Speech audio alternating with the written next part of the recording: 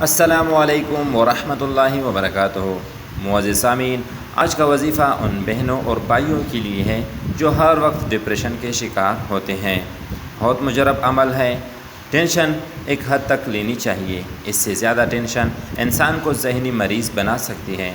آج ہم دیکھتے ہیں کہ ماہر نفسیات کے مطابق انسان کو اپنی ہر پریشانی کو کس طرح سے ہینڈل کرنا چاہیے۔ سب سے پہلے عبادات ٹھیک ٹائم پر کریں، پھر رات کو وقت سے سونا، کم کھانا، ہر کام بذات خود کرنے سے گریز۔ مختلف لوگوں کو ان کے کام لگائیں۔ جو کام آپ نہیں سنبھال سکتے اس کی ذمہ داری اپنے سر ہرگز نہ لیں۔ جو کچھ آپ کے ساتھ ہیں اس پر خوش رہنے کی کوشش کریں۔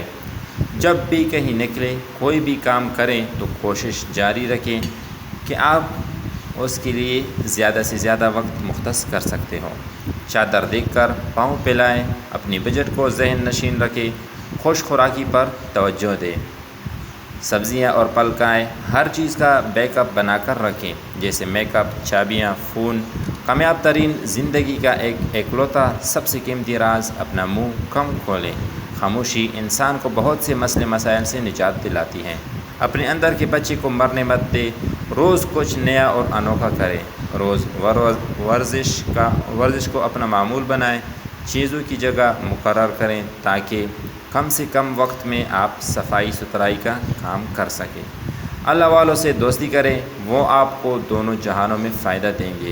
تنہائی کے لیے وقت نکالیں، خود کو ٹائم دینے کی عادت بنائیں۔ اپنے خیالات کو لکھ لیا کریں۔ جب بھی بے چین ہو دعا کریں۔ نماز یا کسی اور اسپیشل وقت کا انتظار مت کریں، دعا کسی بھی وقت کی جا سکتی ہے۔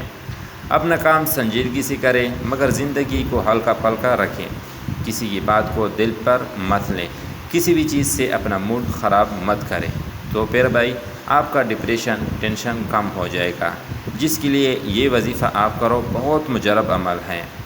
جو کوئی نماز عصر کے بعد یا بدیعوں کو 49 بار پڑھے گا، انشاءاللہ غم، پریشانی، ٹینشن میں مبتلا نہیں ہوگا، اور انشاءاللہ یہ 24 گھنٹے بالکل پرسکون زندگی گزارا کرے گا۔